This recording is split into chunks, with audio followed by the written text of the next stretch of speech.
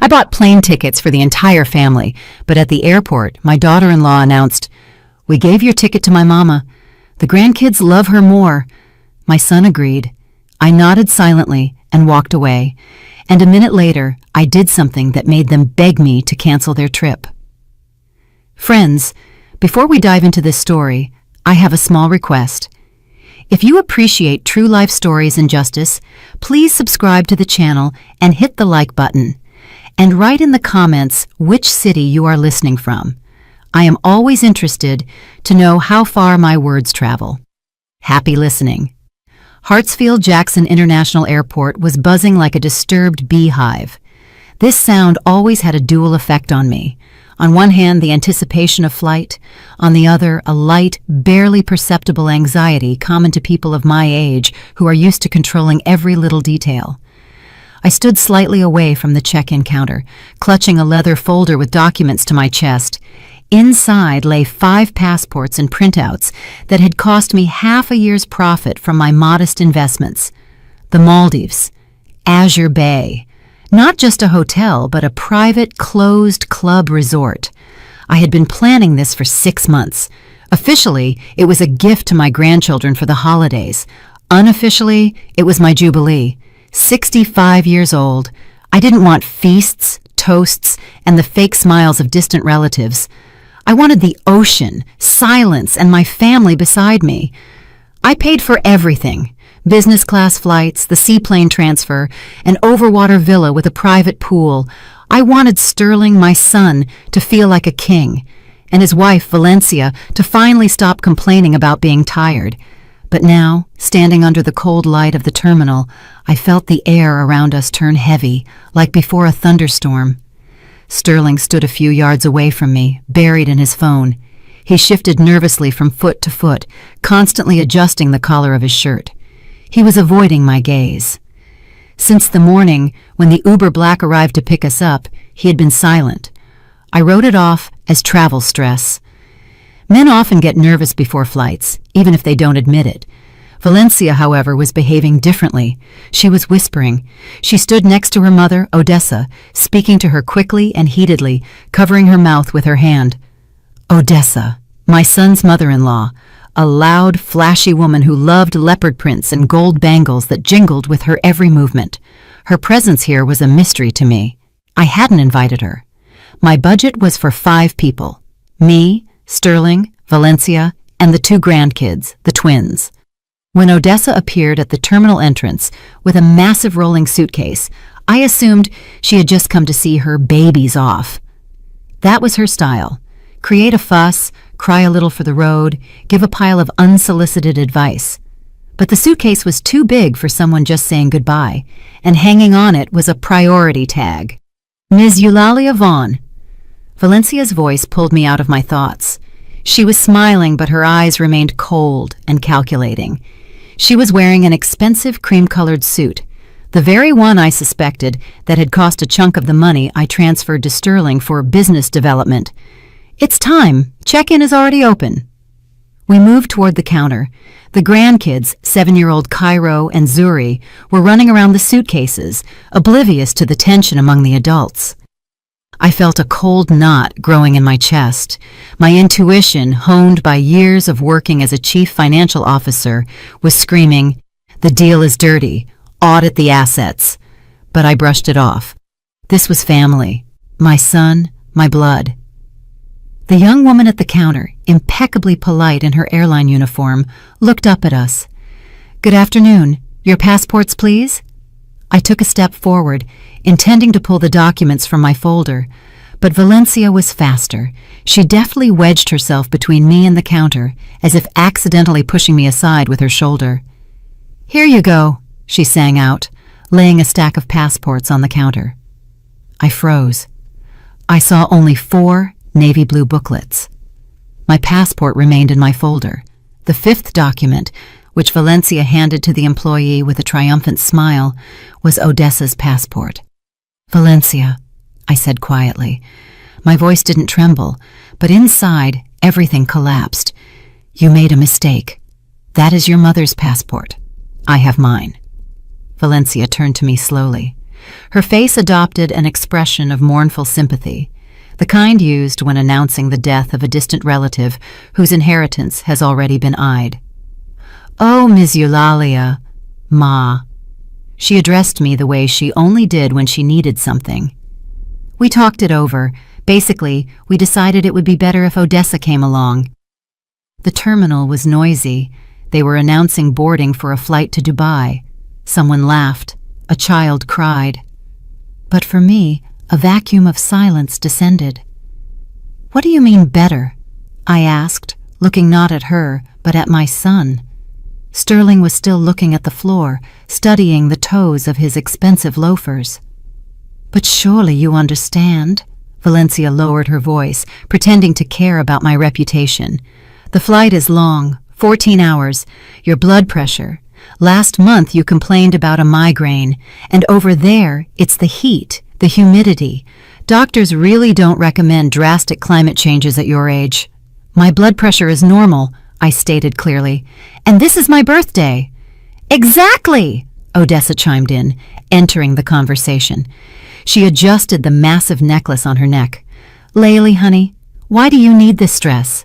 You'll rest at home, in the quiet, watch your shows, and I'll help with the grandkids. You know, they've gotten so used to me lately. Cairo said just yesterday, 'I want Grandma Dessa to go.'" She was lying. I saw it in the shifting eyes of the twins, who had gone quiet, sensing the conflict. "Sterling." I spoke his name like a final argument, like a demand. My son finally raised his head. In his eyes, I saw what I had feared seeing all my life: cowardice. He was my creation, my project, into which I had poured everything, but somewhere I had made a fatal mistake. He wasn't a man. He was an appendage to his wife's ambitions. "Ma, come on," he mumbled, shrugging his shoulders. "Val is right. It'll be hard on you and Odessa. She's more energetic, and the kids have more fun with her. Don't be offended, okay? We'll bring you a souvenir. It's just going to be better for everyone this way. For everyone." I looked at them. At Valencia, barely suppressing a triumphant smirk. At Odessa, already mentally trying on a swimsuit at my villa. At Sterling, who betrayed me for peace in the bedroom. They had planned it all. They knew I would pay for the tickets. They knew I wouldn't make a scene in a public place. They counted on my upbringing, on my pride, on my habit of swallowing insults silently so as not to air dirty laundry. They thought I was just a wallet with the function of a grandmother. I exhaled slowly. The anger that might have made another woman scream and stomp her feet transformed within me into an icy clarity. It was the same feeling I experienced before shutting down an unprofitable branch. Pity vanished, only accounting remained. "I understand," I said calmly, so calmly that Valencia even blinked in surprise. I opened the folder and took out the printouts: hotel reservations, transfers, insurance, the entire package of documents without which their trip would just be a walk around the airport. "Here are the vouchers." I placed the papers on the counter next to Odessa's passport. "Since you've decided everything, I won't get in the way." "You're a miracle, Ma." Sterling exhaled with relief and even leaned in to peck me on the cheek, but I took a barely noticeable step back. "Have a good flight," I said. I turned and walked toward the exit. I heard Valencia giggle behind my back. "See, I told you. She'd understand everything. Old folks need their rest." I walked through the crowd. My back was straight as a guitar string. The glass doors parted before me, letting in the cool Atlanta air. I didn't call an Uber. Instead, I took out my phone. In my contacts, I found a number I hadn't used in about 3 years. "Mr. Abernathy, personal banker." Call. "Miss Vaughn?" A surprised, slightly raspy male voice answered. "Didn't expect this. Glad to hear from you." "Hello, Julian," I said, watching another airliner take off into the sky above ATL. "Do you remember we discussed the golden parachute protocol in case I decided to abruptly change the family asset management strategy?" "Of course I remember, but you said that was an extreme measure." "The time has come, Julian. Initiate the protocol." "Yes, immediately." They are going through passport control right now. I ended the call and smiled for the first time in that hour. Truly smiled. I didn't go home. Instead, I went up to the second floor of the terminal, to that bar with panoramic windows where business people usually kill time before long trips. I took a table right by the glass. From here, the airfield was in full view, a huge mechanism gridlocked with lights where every screw knew its place. Unlike my family. "Double Hennessy," I told the waiter who approached. He glanced briefly at my severe gray coat, nodded, and vanished. I watched as the huge jet, carrying my son, my daughter-in-law, and her triumphant mother, slowly taxied to the runway. They were probably already unfastening their belts, anticipating champagne. Sterling most likely stretched his legs into the aisle. He always did that, believing rules were written for economy class. The waiter placed the snifter before me. The amber liquid swayed, catching the glint of the airfield lights. I took a sip. The warmth spread through my chest, but didn't melt the ice crystal that had formed there half an hour ago. I took out my phone. The screen lit up, reflecting in the glass. The Private Capital app loaded instantly, greeting me with a black minimalist interface. For years, I lied to myself. I called it support, a startup, help for a young family. I let Sterling think his consulting firm was a successful business. But the only client of that firm, in essence, was me. I ran fictitious consultations through his accounts, paid for non-existent reports, just so he would feel like a man, a provider. His platinum card was linked to my main account. He never saw the real bills for the apartment, for the grandkids' private school, for the lease on his black SUV. I wasn't a mother. I was an ATM with a heartbeat. And today, this ATM decided to close for maintenance. My finger hovered over the Family Access Management icon. Two names were listed there, Sterling Vaughn and Valencia Vaughn. The limits were set to unlimited. I chuckled. What irony. Boundless love converted into unlimited credit, and they decided it would always be this way. I pressed Edit. Field. Credit limit. I erased the infinity symbol and entered a single digit, 0. Then I went to the current transaction section. There it was, the largest sum for today, $25,000. Resort prepayment. The payment went through 2 hours ago as a gift to family. In banking terminology, this meant I was voluntarily covering the expenses of third parties. I pressed the Dispute Transaction button. In the drop-down menu of reasons, I selected Unauthorized Overdraft, Expense Classification Error. The system issued a warning. Attention! Changing the category will result in the immediate revocation of the bank's guarantee obligations to the merchant. The amount will be billed to the additional cardholder as a personal debt. Are you sure? I looked out the window. The plane lifted off the ground, carrying them to the paradise they had stolen. Yes, I said aloud and pressed Confirm. The screen blinked green. Changes accepted. Link to additional cards severed. I knew what would happen next. I could see it as clearly as if I were sitting in the adjacent seat. Somewhere up there at 30,000 feet, a flight attendant in a red uniform with a practiced smile was rolling a cart with drinks. In business class, alcohol is included in the price, but Sterling always loved ordering something special that wasn't on the menu, just to show off. "A bottle of Cristal, please," he probably said, casually extending that platinum card. Valencia was likely already taking a selfie with a glass, and Odessa was loudly admiring the service, glancing at the neighbors. The flight attendant inserted the card into the terminal. A second of waiting. Sterling smiled, anticipating the first sip of freedom from maternal supervision. The terminal would have beeped, short and nasty. Red indicator. "I apologize, sir." The flight attendant's voice became a bit drier. "Transaction declined. The terminal writes, card confiscated. Lost." "That's nonsense." Sterling must have laughed, waving it off casually. "The chip got demagnetized. Try again. Or enter it manually. It's unlimited." She tried again. Same result. "Sir, the bank is blocking the transaction. We need another form of payment." The smile slid off Sterling's face. He probably frowned, feeling the other passengers starting to look at him.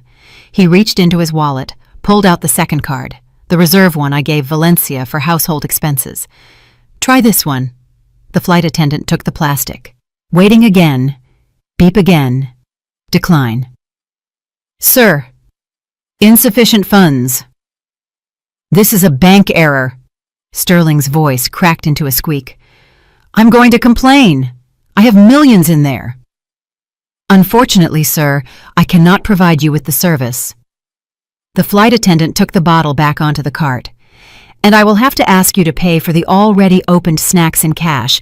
Otherwise, upon arrival, the police will meet us." I finished the cognac in one gulp, feeling the harshness of the alcohol finally match the harshness of my intentions. The plane turned into a small dot in the sky. Their flight had only just begun, and they were already falling. I paid for the cognac in cash, leaving a generous tip, and headed for the airport exit. My phone was silent. There was no signal on the plane, giving me a few more hours of blissful silence. I got into my car, which I had left in long-term parking, and drove slowly toward the city. The interior smelled of leather and my perfume, but I sensed the phantom smell of tropical humidity and salt. I knew what was happening on the other side of the world, at Valana International Airport in Malé. They landed. Sterling, Valencia, the kids, and Odessa stepped out of the cool cabin into the stifling, enveloping heat of the Maldives. After the incident with the cards on board, their mood was likely spoiled, but not destroyed. Sterling, the master of self-deception, convinced himself and his wife that it was just a technical glitch, some error in the bank's security system that I would, of course, fix as soon as I saw the missed calls. They went through passport control and headed to the transfer desk for the Azure Bay Hotel. Usually, guests of this level are met with iced towels soaked in lemongrass and fresh coconuts. The captain of the private boat in a snow-white uniform should have personally taken their luggage. But this time, the captain stood with his arms crossed over his chest, looking not at them, but at his tablet. "Mr. Vaughn?" he asked, not even trying to fake a welcoming smile. "Yes, that's us." Valencia tried to slip forward, adjusting her wide-brimmed hat. "We had a terrible misunderstanding on the plane, but we are so glad to finally—" "Your reservation is canceled," the captain interrupted her, not looking up. A pause hung in the air. The noise of arriving tourists, the lapping of water against the pier, everything suddenly became deafeningly loud. "What do you mean canceled?"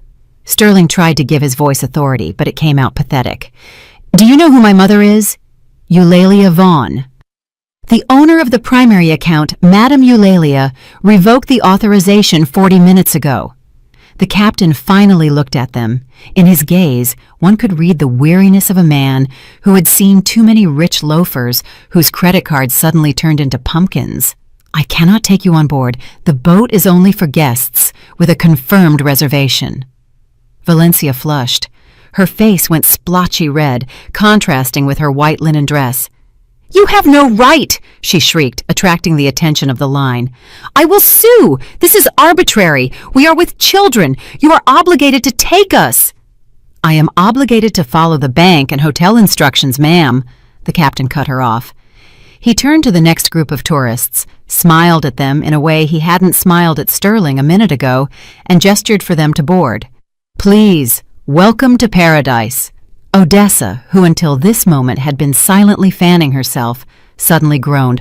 "Oh, I feel faint. Val, do something. My heart is going to stop. And where is this damn boat? I'm not going to stand here in the heat." Sterling was frantically poking at his phone screen. "Mama isn't picking up," he hissed in panic. "It's ringing, but she's not answering." "She's doing it on purpose." Valencia angrily kicked her suitcase.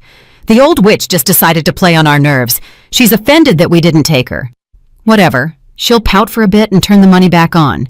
She'll get bored without us in an hour." Sterling wiped sweat from his forehead. "Okay, stay calm. It's just a glitch or her whim. We'll get to the hotel ourselves and sort everything out at the reception. The manager knows me." He looked around, searching for an alternative. The luxurious speedboats of other hotels were departing one after another, whisking away happy tourists. For them, only one option remained. Over there! Sterling pointed to a shabby pier off to the side, where locals and backpackers were crowded. Water taxi! This wasn't a high-speed boat with air conditioning and champagne. It was an old ferry smelling of diesel and fish. Wooden benches, peeling paint, and cramped quarters. I am not sitting in that, Odessa declared, scrunching her nose in disgust. We have no choice, Mama, Valencia barked at her. Get in or stay at the airport. They loaded onto the ferry under the scorching sun. Valencia broke a nail trying to drag her mother's heavy suitcase on board because porters weren't provided here. The grandkids whined, demanding water and a bathroom. Sterling sat squeezed onto a hard bench, praying that no one he knew would see him in this tub. An hour and a half of shaking over the waves. Sprays of salt water flew into their faces, ruining Valencia's blowout and Odessa's makeup.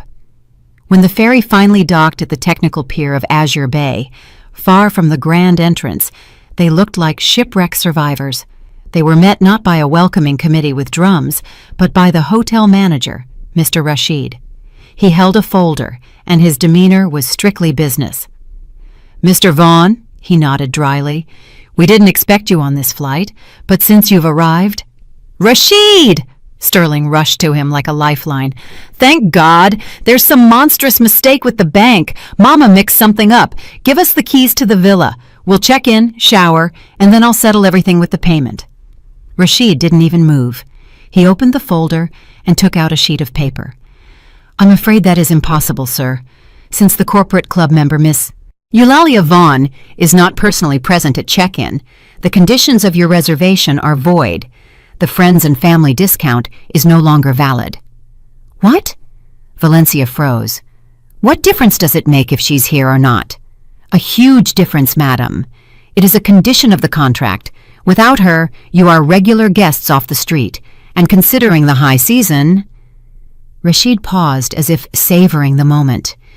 The accommodation cost has been recalculated at the current rate. That is $3,000 a night.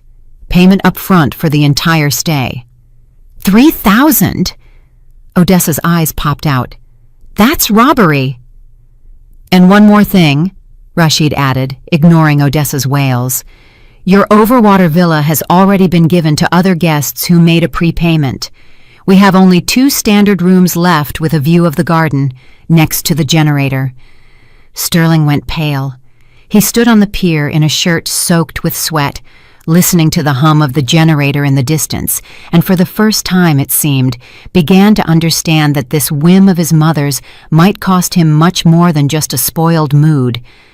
But we don't have that kind of money with us, he whispered. Rashid smiled politely but coldly. Then I can suggest you wait for the return ferry. It will be tomorrow morning. At that moment, I was parking my car at my home in Buckhead. The silence of the suburban evening was exactly the medicine I needed. I knew the phone in my purse was about to start exploding with messages, but I wasn't in a hurry to take it out. First, mint tea and repotting the ficus. It had been cramped in the old pot for a long time, just like me. I entered my empty house, kicked off my heels, and felt the hardwood floor cool my feet. It was a pleasant sensation, the feeling of a home that now belonged only to me. No childish screams, no complaints from Valencia, no TV eternally turned on by Sterling. I went into the kitchen, put the kettle on, and took out a bag of soil. The ficus in the corner of the living room truly looked depressing. Roots were already protruding, demanding freedom. While the kettle was boiling, I took the phone out of my bag. The screen lit up, illuminating the semi-darkness of the kitchen. 37 missed calls, 12 voicemails, and an endless string of texts in the messenger. I opened the chat with Valencia. The messages flowed in a continuous stream of hysteria, all caps with a bunch of exclamation marks. Mama, what are you doing? They won't check us in. They want $40,000 deposit. We don't have that money on the cards. You blocked everything. The kids are crying. Mama, you are torturing the grandkids. Pick up the phone immediately. Odessa is having a heart attack. I chuckled. A heart attack hadn't stopped Odessa from demanding the business lounge an hour ago. I took a sip of tea, then opened the photo gallery on my phone, found the photo of the contract I signed 6 months ago when buying the tour. That specific clause in fine print on the 3rd page. I took a screenshot, circled the phrase non-refundable and non-transferable in red marker, and sent it to Valencia, followed by a short message. Sweetie, the ticket was in my name. You decided to use it differently. Now you manage your vacation yourselves. Have a pleasant evening, sweetie. I put the phone down, but not to calm down. I was just getting started. The ficus would wait. Now I needed to uproot larger weeds. I sat at my laptop. I knew the password to the family cloud by heart, although Valencia was sure I didn't even know how to use it. To them, I was a grandmother with a flip phone soul, even though I was the one who set up their entire home network. In the Documents folder, I found what I was looking for. Scanned copies of property deeds, an office in Midtown Atlanta, 1,200 square feet. A prestigious business center, panoramic windows, oak furniture. Sterling called it the headquarters of his consulting empire. He loved bringing friends there, treating them to whiskey and discoursing on market trends. But in the owner column stood my name, Eulalia Vaughn. I bought this office 5 years ago. When Sterling decided to start his business, I put it in my name, telling my son, "Let this be your insurance, but legally it's safer this way." He didn't even argue then. He was too busy choosing a leather director's chair. Next to it lay the scan of the title to his black Escalade, also mine. I opened my email. A letter to my attorney was already sitting in drafts. I attached the documents and pressed send. The text was short and dry. Dear Mr. Roberts, please prepare documents for the transfer of ownership of the property at address and the vehicle to Real Estate LLC for subsequent urgent liquidation. You have the power of attorney for the sale. Act immediately. Eulalia. This wasn't just a blow to the wallet. It was a blow to Sterling's identity. Without the office, he was nobody. Without the car, he was a pedestrian. His entire life was a decoration built on my foundation. And I had just pulled out that foundation. I picked up the phone and typed a message to my son. Sterling, I've been thinking. At my age, one needs to simplify life, get rid of excess ballast. I decided to sell the office. Since you are such a successful businessman, you can surely rent something suitable yourself or work from home. You have 24 hours to move your personal belongings. Then the locks will be changed. Eulalia. Send. And now let's transport 6,000 miles south. Sterling stood in the hotel lobby, trying to catch a weak signal from the local Wi-Fi. Chaos reigned around him. Valencia was screaming at Rashid, demanding to speak to upper management. Odessa sat on a suitcase, fanning herself with a brochure, loudly proclaiming that such a mess never happens in Jamaica. The children, tired and hungry, were tugging at their father's pant leg. Daddy, we want to eat. Daddy, when are we going to the pool?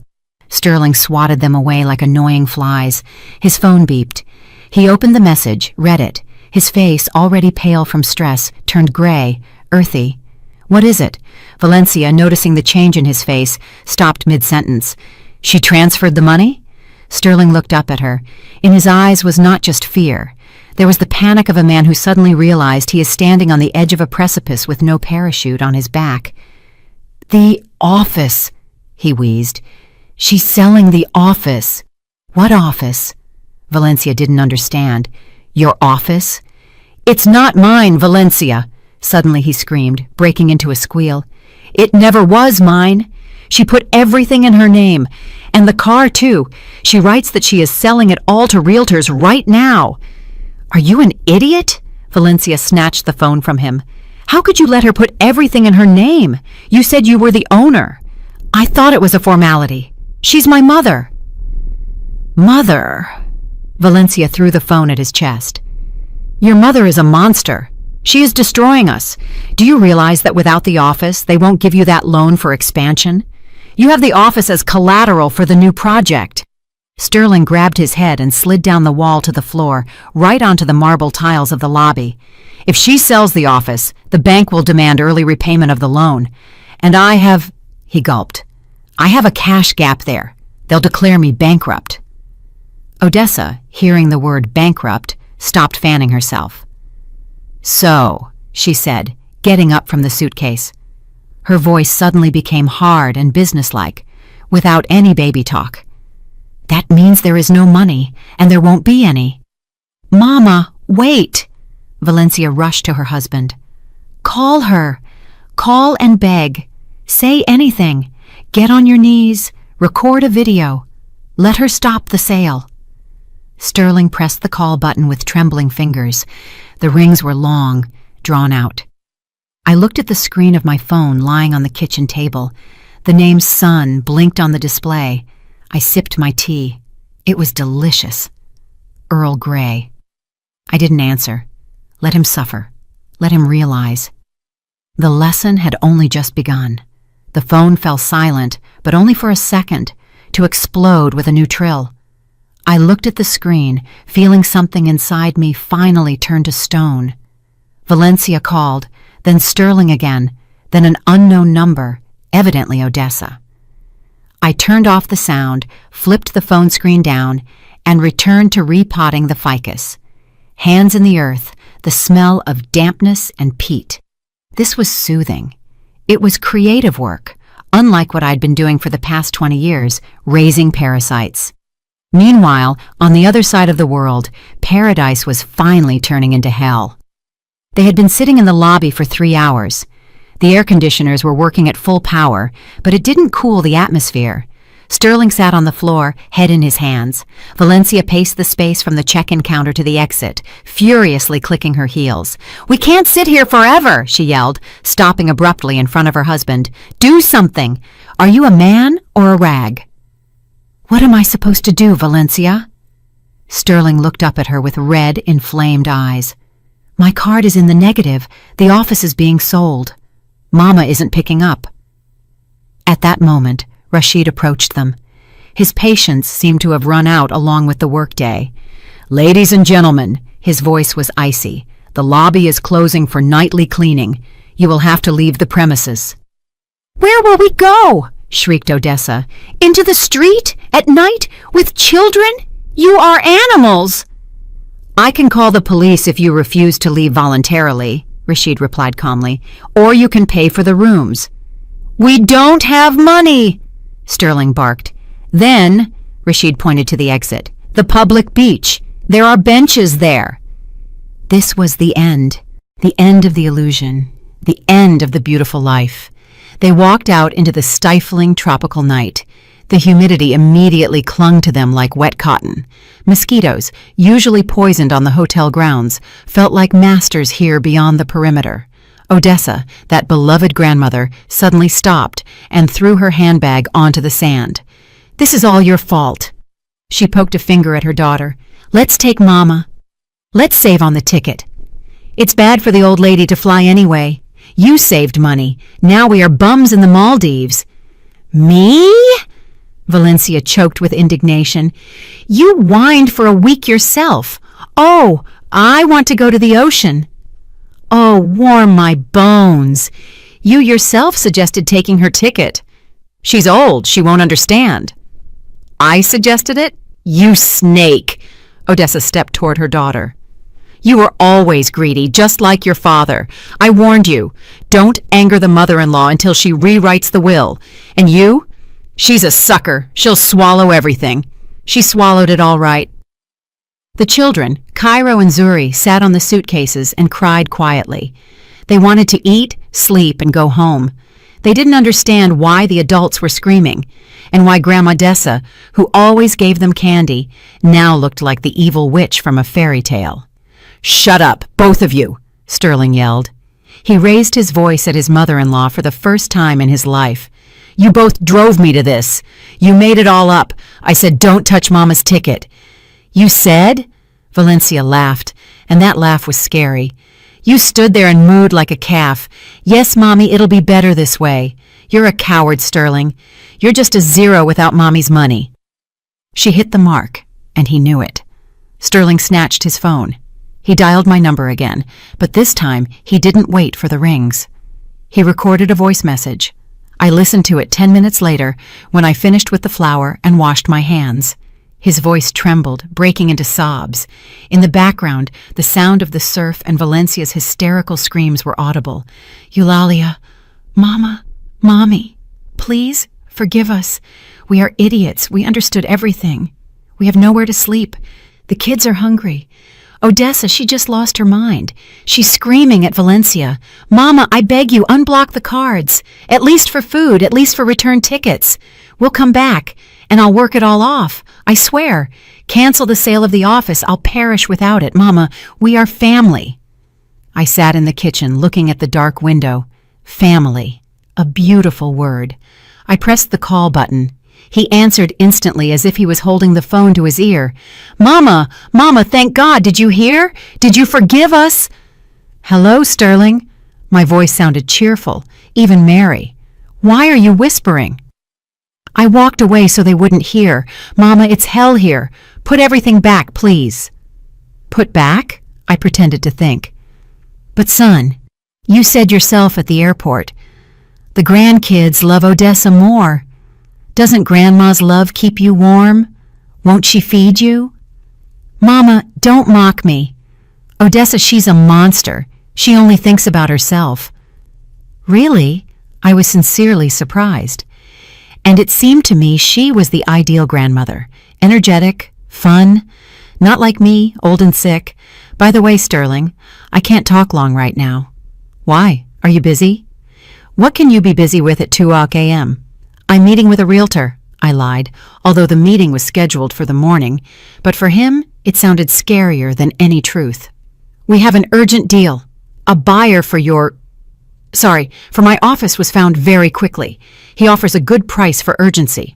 No, Mama, no, don't sell. This is the end. This isn't the end, Sterling. This is the beginning of your independent life.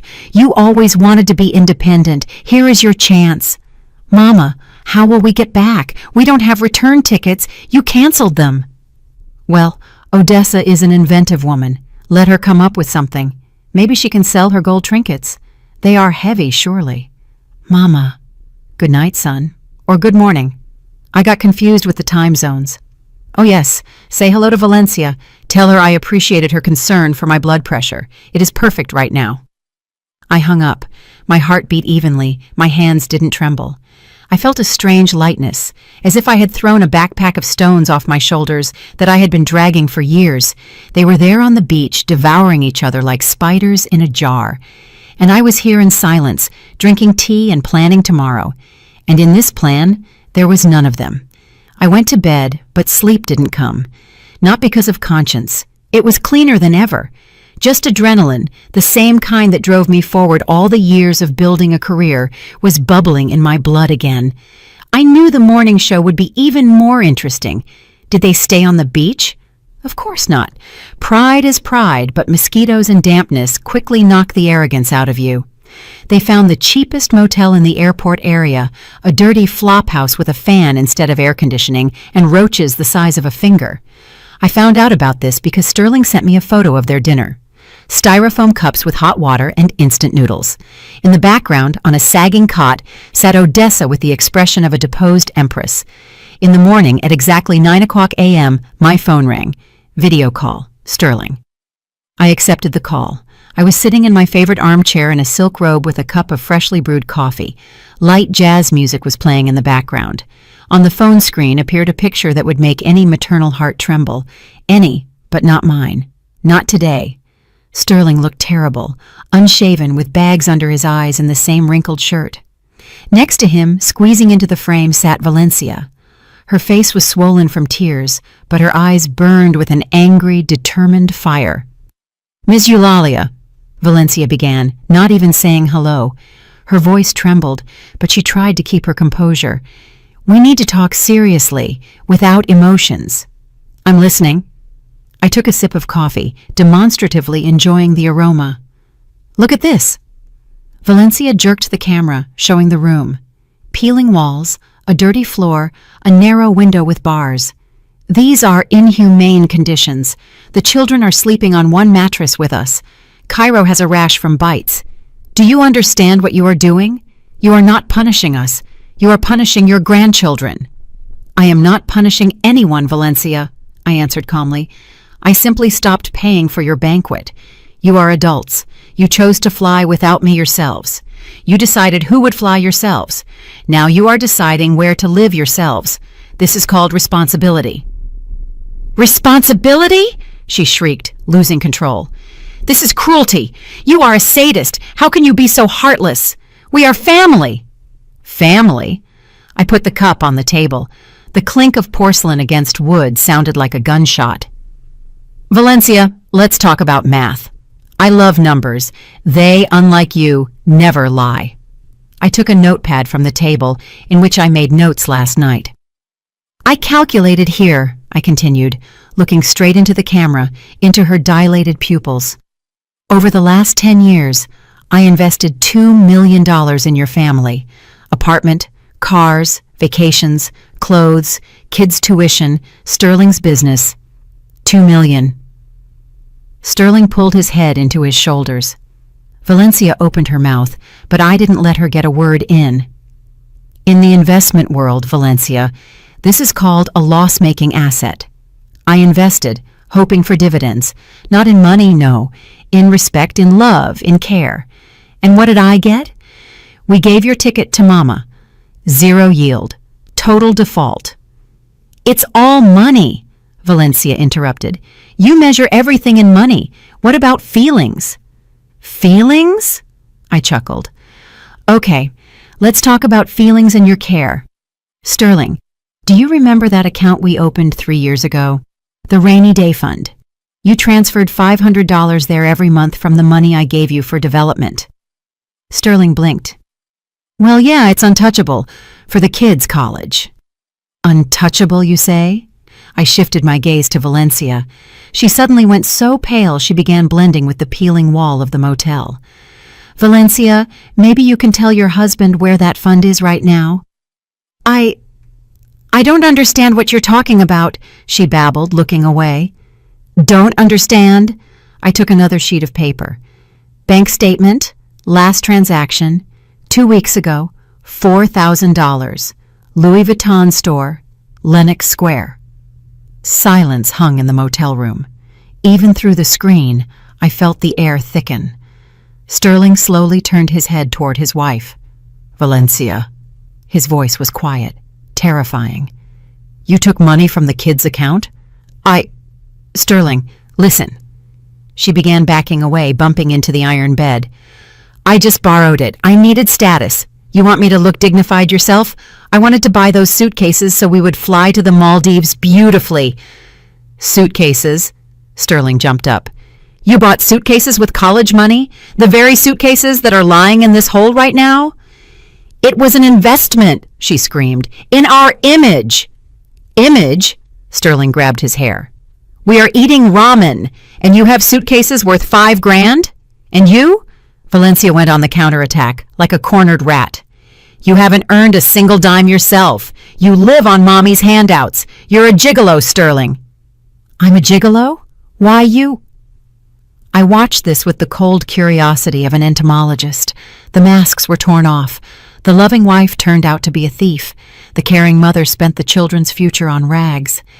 And my son finally saw who he was sharing a bed with.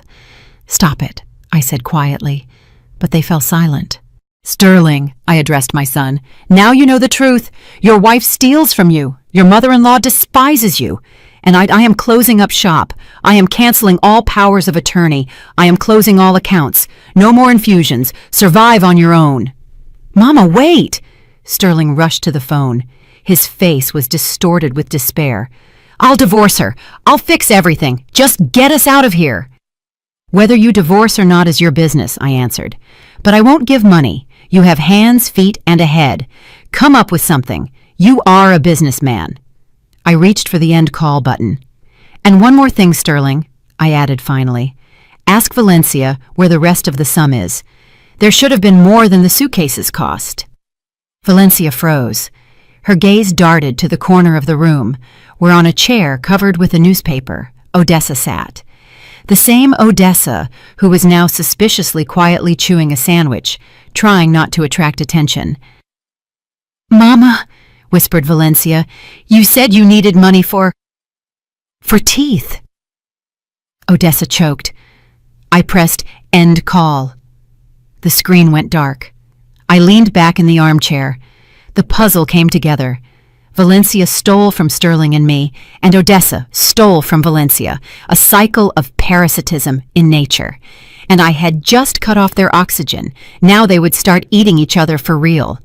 I didn't even have time to finish my coffee before my phone came to life again. But this time it wasn't a call. It was a notification from Julian.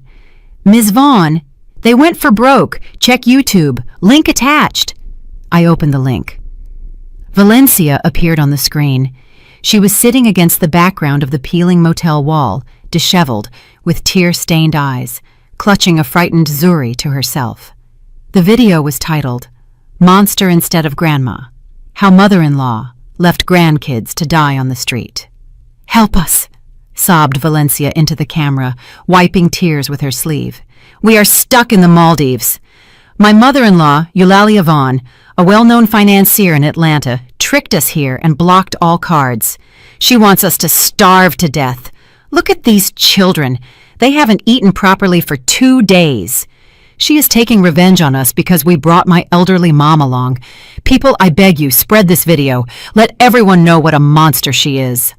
She moved the camera to Odessa, who immediately adopted the pose of a dying swan, clutching her heart. "I just wanted to see the ocean before I die," croaked Odessa, and she destroyed us. The video had already gathered 10,000 views. Comments poured in like hail. "Horror! Punish the witch! Poor babies!" I felt blood rush to my face. Not from fear, from fury. They decided to play dirty. They decided to use children as a shield. They thought public opinion would force me to surrender. They forgot who I am. I am not a dandelion grandmother. I am a CFO who survived the corporate wars of the 90s. I know how to take a hit. I dialed Julian. "Did you see?" I asked as soon as he picked up the phone. "Saw it. We are already preparing a response. We have all the statements, all the chat logs, the screenshot of the non-refundable ticket contract you sent them. And by the way, the footage from the airport cameras where Valencia hands over your passport. I know the head of security there. He helped." "Publish it," I said. "Everything with numbers. Let people see not emotions, but accounting." An hour later, Julian posted a response video on my former firm's official page and sent a press release to all major blogs like The Shade Room that had managed to repost Valencia's hysteria. The headline was simple: "The price of free cheese, expense report."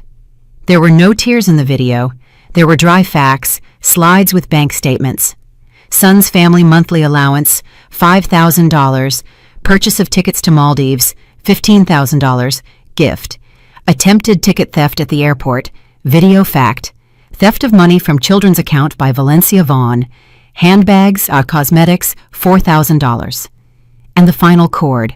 A screenshot of my message to Sterling proposing to sell the office, to which he responded with curses. The bombshell effect was instantaneous. Commentators who an hour ago wished me death now turned their pitchforks in the other direction. "So she's a thief. Granny Odessa is faking it, living it up on grandkids' money. Ms. Vaughn, you are a saint for tolerating them so long. Kick them to the curb." Meanwhile, in the motel in the Maldives, the final scene of this tragicomedy was playing out. Sterling, inspired by despair, tried to hack into his business security system to withdraw at least some money from the company accounts. He hoped I hadn't managed to block everything. He sat with the laptop on his knees, sweaty, with a wild look. Come on," he whispered, entering the admin password. The screen blinked red. Access denied. Account blocked by Founders Initiative. Administrative investigation underway regarding attempted unauthorized access. "No!" He punched the keyboard. Keys flew in all directions. "She closed everything! Everything!" Valencia, who was reading new comments under her video, dropped her phone. "They hate us," she whispered. "Sterling, they are writing that I am a thief. They are writing that Odessa is a scammer." Odessa, hearing her name, suddenly stopped feigning a heart attack. She got up from the bed. Her face was calm and focused. She went to her suitcase and started quickly looking for something in a hidden pocket. "Mama?" Valencia looked at her with hope. "Do you have a plan?" "I do," grumbled Odessa, pulling out a thick envelope. She opened it. Inside lay a stack of $100 bills, a thick, hefty stack, the very money Valencia had borrowed from the kids' fund and given to her mother for safekeeping, plus what Odessa had saved over years of living at my expense. "Money!" Sterling's eyes lit up. "Odessa, you saved us! How much is there? Enough for tickets for everyone?" Odessa looked at her son-in-law, then at her daughter. In her gaze, there was neither love nor pity, only the cold calculation of a survivor. "There's 3,000 here," she said. "Just enough for one economy class ticket, the nearest flight. For one." Valencia froze. "Ma, but there are 5 of us. We'll buy for the kids." "No," Odessa interrupted her. She zipped up her purse and hid the envelope in her bra. "You'll buy for the kids yourselves. You are young, you'll earn it. And I am an old woman. It's bad for me to worry. I am flying out." You are leaving us?" Valencia couldn't believe her ears. "Mama, you are abandoning the grandkids? You screamed that you loved them more than life." "Love is love, but looking out for number one is more important," Odessa cut her off.